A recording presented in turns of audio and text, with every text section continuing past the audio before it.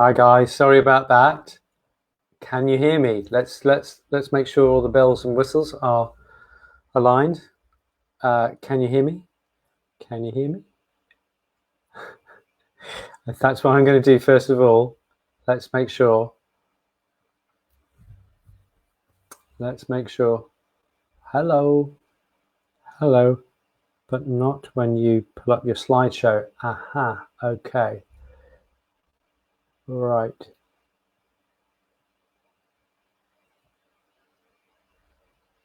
Okay, maybe we need a shared screen therefore. Okay, when the screen went off. Okay, so let's try this, guys.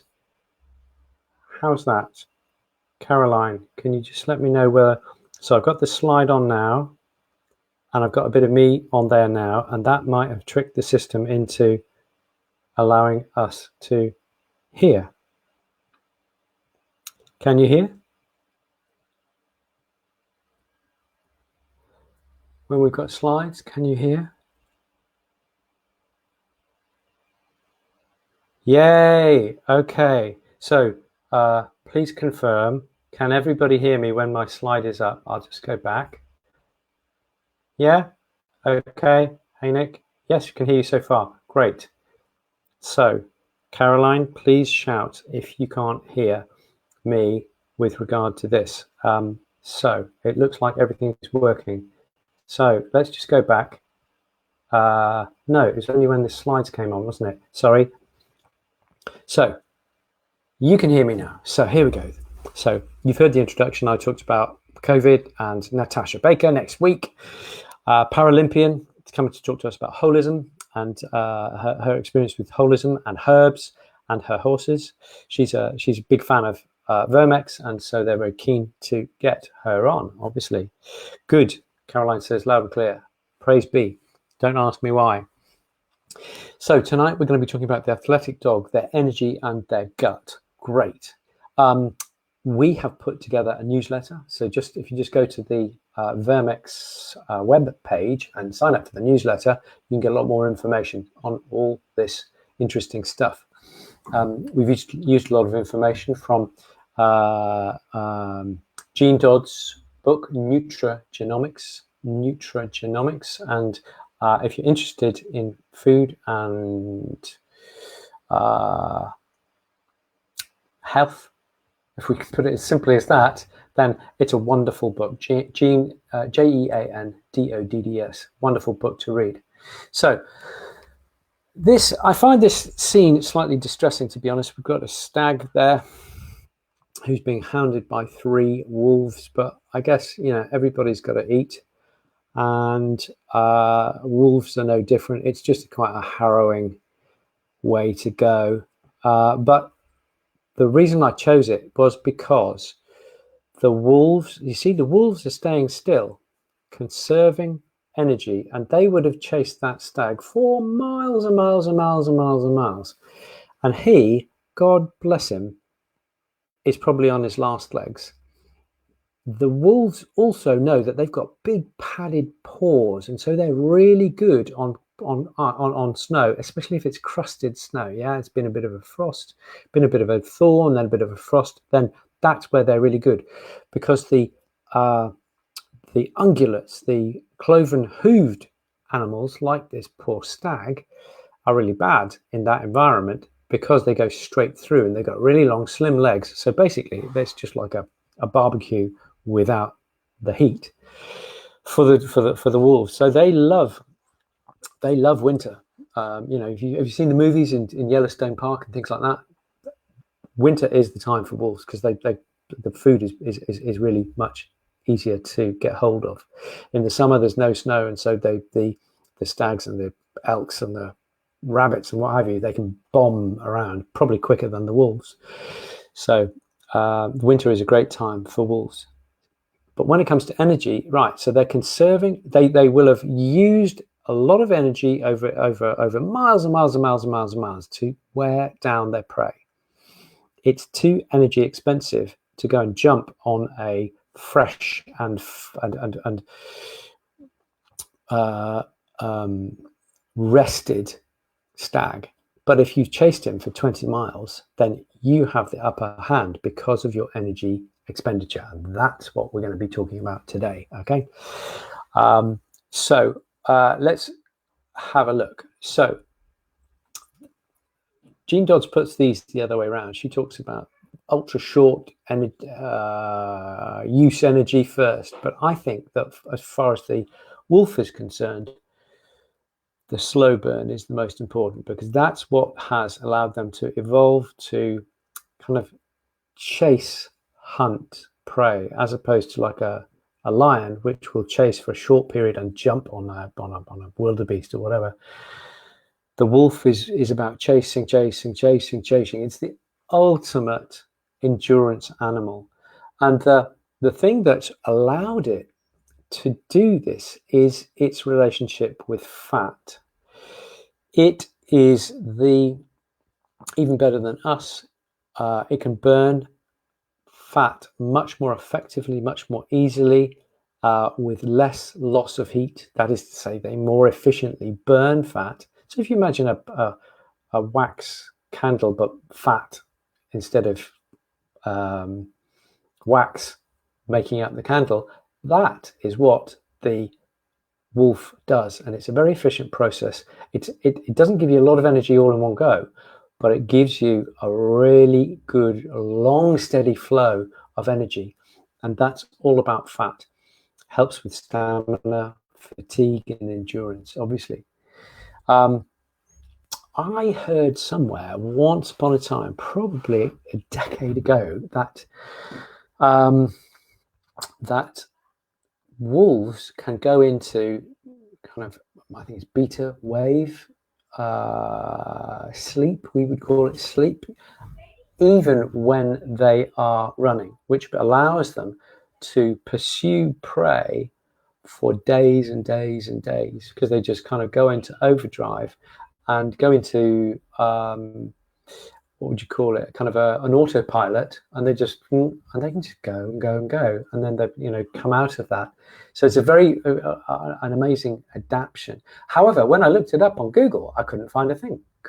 So if anybody knows anything about wolves going into beta wave brain patterns, aka sleep patterns, then I'd be really interested to hear about that. I've talked to you about the fat burning. So if you have a person who's burning through 1,000 calories and a wolf who's burning through 1,000 calories of fat, the wolf will exude a lot less heat because they'll do it much more efficiently, which is good, because when you radiate heat, you lose heat, and when it's this kind of temperature, I don't know, minus 20 or something, you don't want to be losing heat. So what humans do, in contrast, is that we rely on carbs for our energy, which is why people carb load. I'll talk to you about that in 1 second.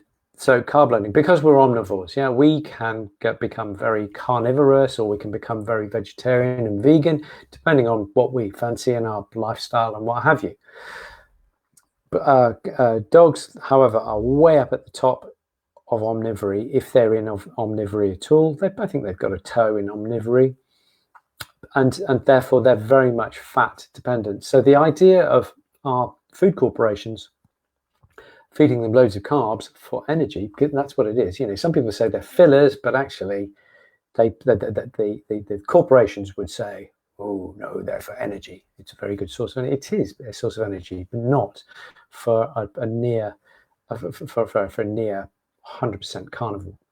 So, however, just talking about carb loading, in the old days, when I was running 20 years ago, carb loading was what it was all about. Basically, you eat loads and loads of pasta the night before your marathon, so that your glycogen levels are really, really high, so that you burn through that during your marathon or your half marathon, whatever. But nowadays, there's a guy called Professor Tim Noakes, for example, who is saying that actually that is not the most efficient way to prepare the endurance athlete. And he's a world-renowned sports physiologist, and he has moved over to a low carb, high fat regime. He's called Tim Noakes, Professor Tim Noakes, and if you're into this kind of thing, fascinating. He wrote a book and expounded his views, and then was taken to the court by the authorities in South Africa because they didn't like him bucking the carb trend. Can you believe it? Taken to court just because he wasn't agreeing with everybody else, and he won. So his ideas that fat is an extremely efficient way of preparing the endurance athlete is still standing. If you're doing endurance as a canine, let's get back to canines, you can't just rely on the fat. You can't just feed pure blubber to your mushing dogs. You have to get sufficient protein in there. There's going to be a majority of energy from fat, up to 50% of your energy, but the rest needs to come from protein. And classically, there's a wonderful book that I read, and I might go and dash and get it at the end in a very unprofessional manner, but it's such a great book, I might just do that. When they feed these dogs in Alaska, this is a book set in kind of 1905 or so, how they fed, they would get seal blubber and a slice of frozen salmon, and that's what the mushing dogs who were taking the post and the medicines and everything else, that's what they would eat. Loads and loads of seal blubber and a bit of frozen salmon. Okay, interesting stuff, very interesting stuff. So lots to say about salmon in a second. So can anybody recognize that photograph? Let's have a look. No, I can't get a thing. If you look, the ship's got a flag actually, which is giveaway, because Roald Amundsen was, I think, was he Swedish? I'm going to offend all the Scandinavians. He's either Swedish or Norwegian. Forgive me. I think that's the Swedish flag on that ship. If it's not, I'm a fool, and you've heard it here. The principle is, though, I want to talk to you about protein and sled dogs. This is a study by Reynolds from 1996, and he took a load of sled dogs, and they were maintained on 16, 24, 32, or 40% of the calories from protein. Okay, so either a really low level of calories from protein, i.e. not a lot of protein in the food, or loads of protein in the food. And he saw how they got on, and they were all worked really hard. And what happened was that all the dogs who were eating a low level of protein had at least one injury, and they had to be removed from training. But all the dogs who were on the highest protein were injury-free. So 40% of your energy from protein. So that's interesting when you look at how much protein goes into the average kibble or tinned food. Just saying. And the reference is there, Reynolds et al. 96. Amazing stuff. And also the protein was able to help them maintain plasma volume and red blood cell mass, i.e. the amount of blood that was in circulation. So good stuff. So when you're feeding for endurance, plenty of fat, but change it gradually, and with your endurance animal, and also plenty of protein. Okay, so therefore something has to go. You're going to have to reduce your veggie quotient. So it means you need very, very high nutrient density veggies. Okay, we'll talk about that in a sec. So the first and the most important endurance energy is fat. Second is glucose, and this is where it's called the glycolytic system, and this is the fast burn. And this is like, so if the fat burn is like sixth gear, it's cruising on a motorway, this is like second gear. Okay, you get loads of torque, but you run out of revs very, very quickly. Okay, the glycolytic system, glyco meaning glucose, lytic meaning splitting, is immensely powerful, but it only lasts a short time. It only lasts for 2 minutes or so. And you see, we've got a picture here of a wolf going in for the kill. Okay, the stag, the deer, has been worn down, and so they've decided that now's the time to go in. Again, slightly distressing thing to see, but nature is red in tooth and claw. So this is a power and strength energy system. So you've run your stag down and you're just waiting your time, and then you go in really, really hard. And that's all about burning glucose, because you've got to limit it as a wolf, as a carnivore. You've got a limited glucose reserve in your system. Okay.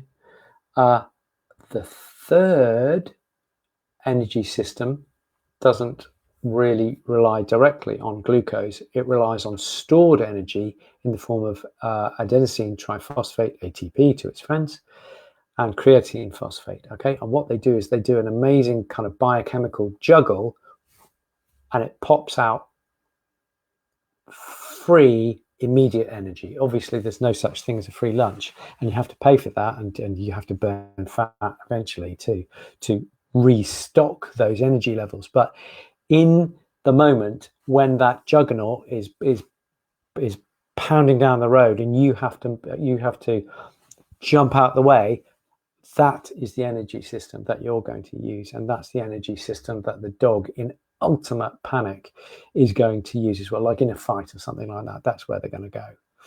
So that's how the energy system works. The ATP CP energy system, okay, is we call it explosive, and so I found this wonderful. Do you like the photo? It's great. Only lasts, unbelievably, only 5 to 20 seconds. Okay, all that energy stored in the muscles, gone very, very, very, very quickly. Fascinating stuff. This is, they describe it as a life-saving leap. Juggernaut, jump out the way. That's your ATP CP system. It's like first gear. Yeah, first gear gets you from static to moving, but it doesn't really get you very far. And so that's when you have to go into second gear, and then you go into third, fourth, fifth, sixth gear. Okay, if you're looking at the other way around. I hope that's made something that took me in college weeks to get my head around. I hope that's kind of just distilled it down to something. And if you use your energy wisely, that's where you find yourself having dinner. Isn't that a magnificent photo? And this is a shot just to say that if you are burning, so if you're doing flyball, things like that, isn't that a great shot, by the way? If you're doing flyball and you're burning through your glucose and you're burning through your ATP CP system, that, if you keep going, that has to be repaid, and that's where fat comes from. So just because you're a flyball doesn't mean you think, oh, I don't need fat, I just need to load up on carbs. No, you may need more veggies and maybe even quinoa, amaranth, buckwheat, what have you. But I would say that you'd still need to have a really respectful level of fat in your diet. And now you're thinking, oh, not sure about fat because it'll give you pancreatitis. No, fat doesn't, as those sled dogs prove, fat doesn't give you pancreatitis. For me, it's poor quality diets, high carb diets, weaken your pancreas, and then if you just have a variation in your fat, or you have some toxic insult, a rotting ham sandwich, that's what gives you pancreatitis. So just food for thought, because I am the gut doctor, so I'm allowed to talk about guts and nutrition all day long. Sorry.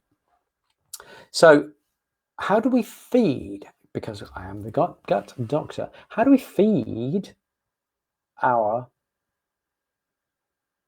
athletic animal, And the answer is you've got to feed them like they're an Olympian. And so you need masses and masses of antioxidants.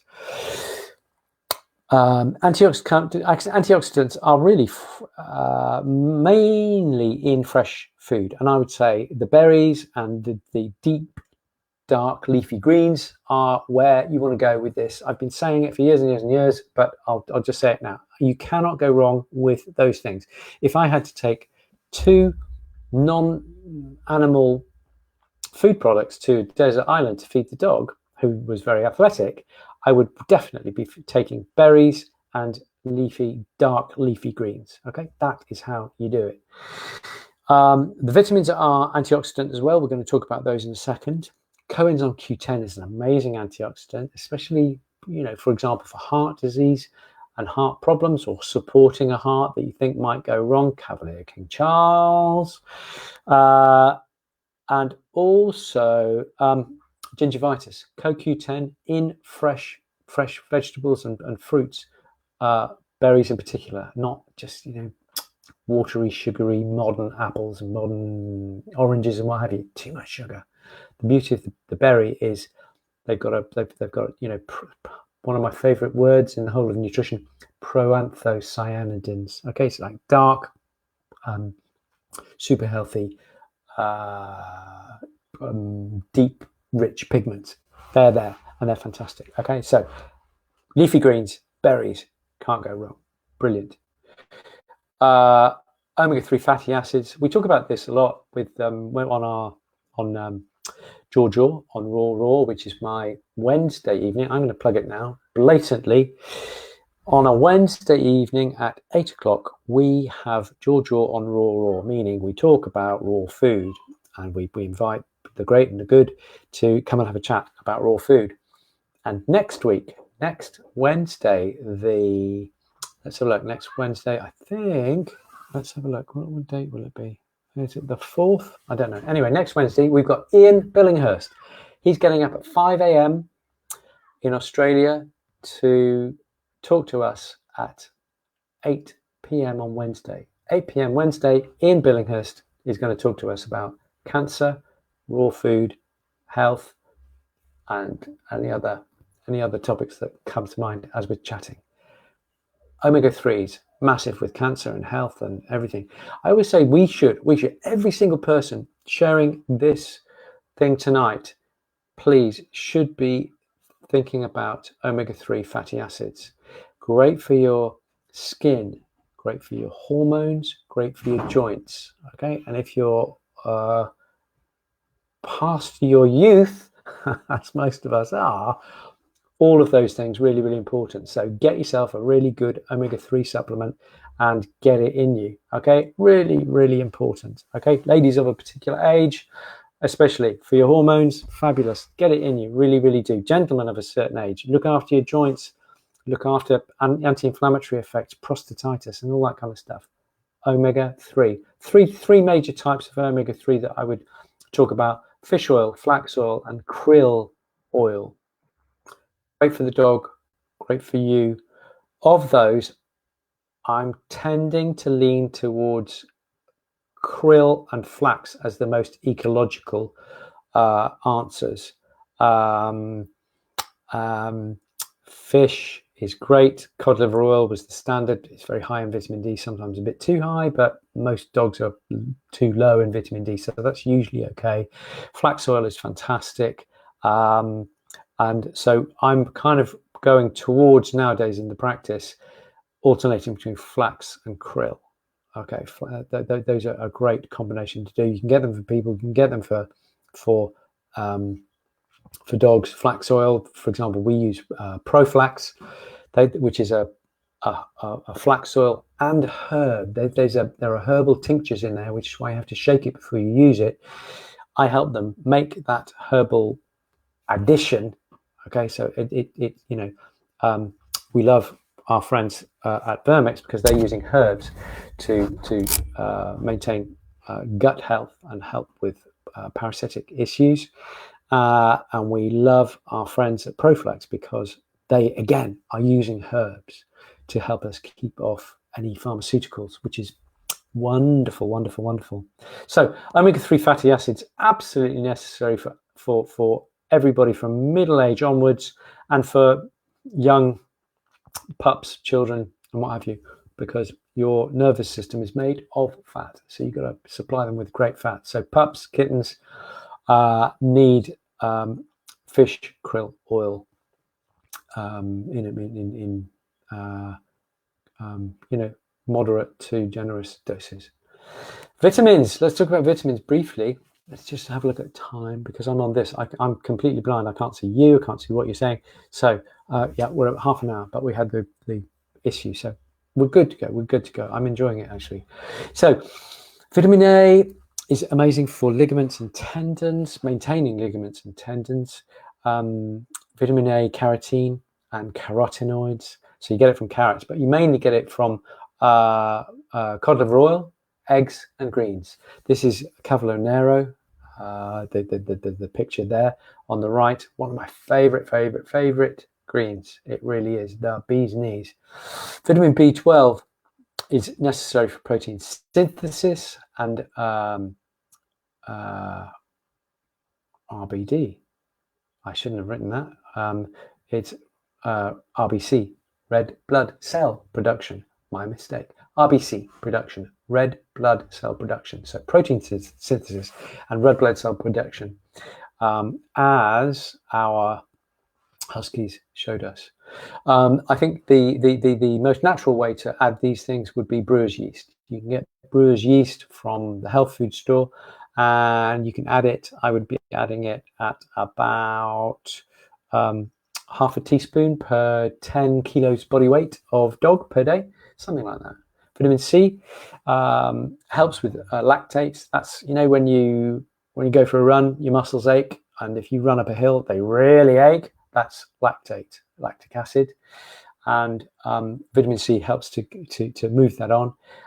It's very strong antioxidant as well, getting rid of any kind of exhaust fumes that your cells make when they're working really hard. Okay, that helps it. And I would go with a regular supplement. Sodium ascorbate is the best. Sodium ascorbate is the best, and I'd be thinking about 100 or 200 milligrams per 10 kilos of body weight for a dog every day. So if you've got athletic dogs, these are the kind of regimes that you want to be thinking about. Vitamin A, I'd be thinking about 400 IUs per dog per day ish. Can go higher, can go lower, but that's where I would start there. Vitamin D, again, 400 to 800 IUs. IUs are international units. This helps with calcium phosphorus balance because it's also to do with calcium metabolism. And you can get it from fish oil, cod liver oil especially, and from liver. Vitamin E from nuts and seeds is very important in stabilizing membranes. Vitamin E is a fat-soluble vitamin, and it helps to maintain the integrity of your cells. And muscles are made of myocytes, which are muscle cells, and so look after those. Really good idea. It stops with cramps and tears and repair of muscle tissue. So go for it. Absolutely go for it. Last one is vitamin K. Vitamin K is the blood vitamin. It's the shot that they give children to help with bleeding, and you get it from deep leafy greens, which is why I am a dyed-in-the-wool, let's feed our carnivorous canines some leafy greens and some berries. There's my justification, okay? Because it's just so important. And if you've got a dog who is a real athlete, then even more warranted. So let's talk about a few herbs. Andrographis, the king of bitters, is the first one that I talk to. It's called Chiretta herb. It's used in ashwagandha, and it is as bitter as anything. I've got some actually. Oh, there you go. I'm not sure you can see that. I've got this. This is because it's very antiviral. Okay, and in these days of COVID, that's a really fantastic one to take. It's got a very strong antiviral, almost specific for for these things. So wonderful. Antiviral, adaptogen. Adaptogen means that it helps with the stress and fatigue and allows you to, you know, run longer, work longer, concentrate longer, these kind of things. Anti-inflammatory, antioxidant. Antipyretic means helps to bring your temperature down if you've got a fever. A bitter tonic, a little bit like Angostura bitters. You know, you have it in your gin before dinner to stimulate your digestive process and your liver, produce lots of good juices. Hepatoprotective, hepatotonic means great for your liver, So you can combine it with something like milk thistle, would be wonderful. Beware, you may not like it, but dogs, I find, really like the bitter herbs. We're very, you know, we like sweet and what have you, but with very little practice, you can get to really quite like it. I do nowadays because I've been guzzling these kind of herbs for years and years. But a very bitter herb, andrographis, and it is immunostimulant. Okay, because when you exercise hard, that does have an immunosuppressive effect, transient, but there nonetheless. Echinacea, our old friend Echinacea. Okay, there's a lot of information on that slide, but I just couldn't go past Echinacea without telling you about all this stuff. I won't go through it all because there's loads there, but you'll be able to re-look at this presentation on the Verm-X page. You can watch it over and over if you fancy. Echinacea is called the purple coneflower for obvious reasons. You see, isn't that a great picture again? It's been a good evening for photos. It's cone-shaped. It really is very beautiful. First discovered in the Americas in the 16th, 17th century by the explorers over there, the Native American. I don't know what the PC name is now. The indigenous peoples, they were using it for very strongly for medicines over there. It is known as antiviral, adaptogen. Yeah, helping with fatigue. That's why it's in this particular presentation. Anti-inflammatory, because you damage tissue when you exercising hard. Antioxidant, help with the amount of byproducts that you produce when you're burning through loads of fat or glucose and things. But also, I just wanted to really highlight these things: immunity, lymphatics, and being used topically. So we all know Echinacea as to help with immunity for coughs and colds, especially with upper respiratory tract. But also, just have a look at the other things: acute and chronic infections, helps with immunosuppression, which happens with exercise, helps with hypersensitivity. So maybe we should be thinking about using Echinacea for our pollen sensitive dogs. Okay, that's something that we really need to look into. Again, chronic viral disease, yeah, in these days of COVID, that's got to be a great thing. Helps with lymphatics, lymphangitis with horses. We're going to be talking to Natasha next week. Cleavers is the other one. Cleavers is the big lymphatic herb for me. Physiolaca is great, but it's very, it's quite strong, verging on toxic. And calendula, marigold is wonderful as well. So immunity, lymphatics, and topically, you can use it. And the North American indigenous peoples, that's how they were using it. They were using it topically for wounds. Really, really useful there. Anxiolytic means it has a mild calming effect, which is brilliant. And again, adaptogen down at the bottom. Last slide, and I went to town a little bit with this. You'll have to forgive me. You see the slide, the picture is our two Russian cosmonauts, and that's because Siberian ginseng was used in the 60s and 70s by the Russians, because the Americans, when they put somebody up in space, they'd be there for, I don't know, 2 to 5 days.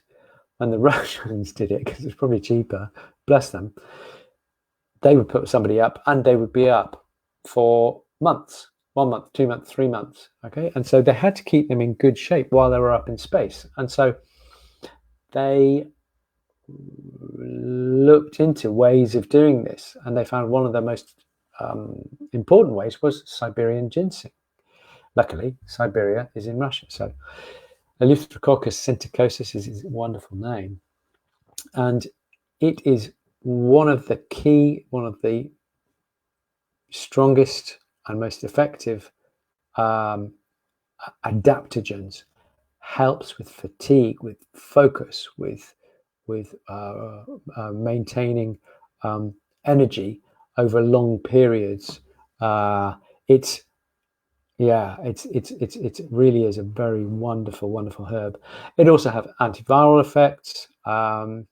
It's anti-inflammatory and antioxidant, which when you put those together, it's a really potent herb to use for the athlete verging on doping, quite frankly.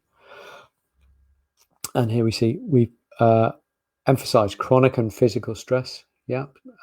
Chronic mental stress and physical stress. So people here, it tends to be good for males or for masculine energy, if you like. Some a lot of women have a masculine energy, and it would fit with that. If you talk to the average herbalist, they'll say Siberian ginseng tends to be towards the men. For women, we'd be using the Romanias and the Angelicas of this world, and going down that kind of line. So same thing, but they just have this tendency. Chronic disease and convalescence. So if I knew anybody who had COVID, for example, I would be strongly talking to a herbalist to see if we get some Siberian ginseng, if appropriate. You don't want to give it to somebody who's got a fever, because otherwise it will drive that fever through the roof, because it's very strengthening. Talking of strengthening, weakness, frailty, and geriatrics. Okay, I think that if it was me, I would be talking to the authorities about ginseng for all our care homes. Poor libido, a male tonic. Gentlemen who are watching this, don't say I don't look after you. Allergic skin disease, and it's used also in cancer. So remarkable stuff, really. I think that's us. It is us. So there we go. There's just a little insight into how we think about. I tell you what, I'll come back and see you. Here we go. Let's hide that. There we go. Dunk. Let's go like that. And then you see me back again. Hello. I hope you're there. Now, so it's disconcerting to see me now after speaking to the slides. So there you go. We've been through energy, and we have been through how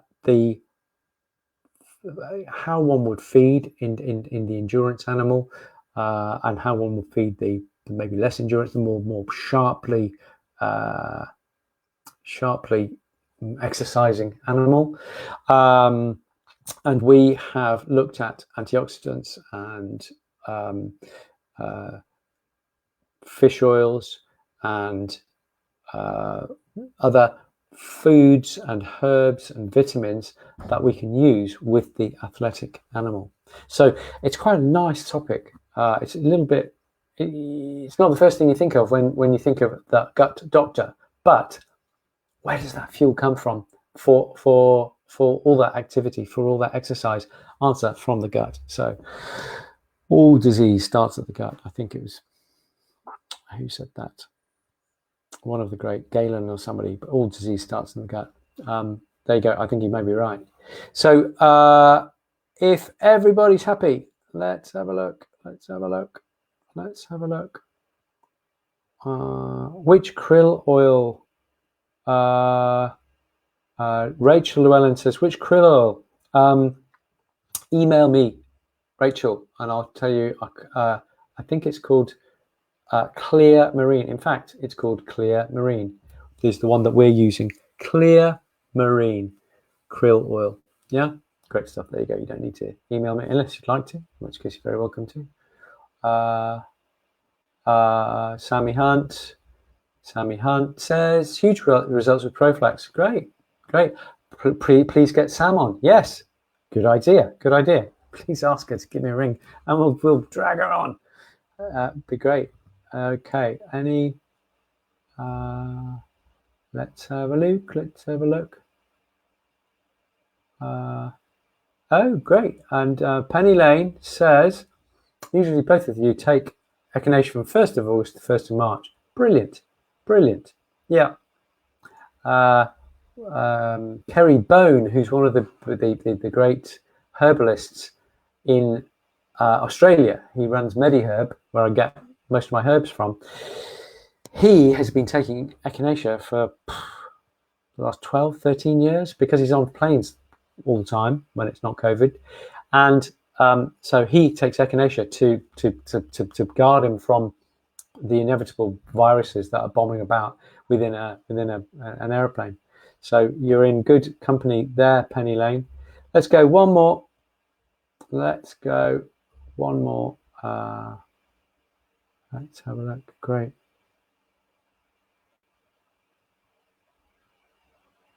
Good. No, I think we're good. Penny Lane says, I take fruits and dark leafy veg with so many extras, maca, goji, spirulina, wheatgrass, nuts, every morning. I probably have 6 portions of fruit and veg by 11 a.m. Now you're just boasting. No, brilliant. You can't have enough leafy greens. My suggestion would be, don't have the same formula every single day. Always go with variety, go with fresh seasonal veg. For your dog, for you, is a good idea. That's why we have seasons, if you like. Best nuts, says Laura. Here we go. Here we go again. The 3 last ones. Best nuts. I would say the best nuts to go would be, I would get something like almonds and walnuts. Would be the first ones I'd look at. Anything but macadamia. Soak them and then feed to the dog. Yeah, because there are toxins within them that don't affect us too much. Don't really affect dogs too much, but technically you're supposed to soak them before you feed. So, so there you go. Best nuts. Oh, very good. So, our crawler is saying Natasha Baker, Paralympic dressage rider. That's going to be next Thursday, 8:05. Come along and join us. Keep well, keep your gut well, feed your dogs well, keep those herbs going into you. Thank you very much to Verm-X for allowing us to have this chat every Thursday evening. And I look forward to speaking to you and to Natasha Baker next Thursday night. Good night, guys. Thank you.